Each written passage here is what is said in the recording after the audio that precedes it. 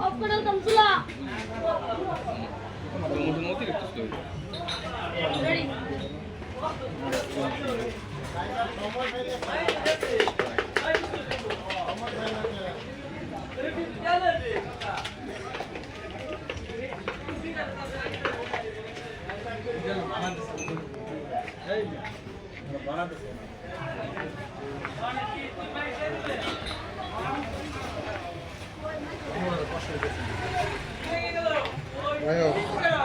আজকে দোকান বন্ধ গেছি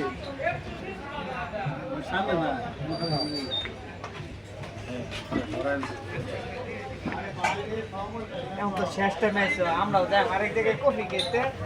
এই কারণে কফি না এলে অন্য যে কিনুক মানে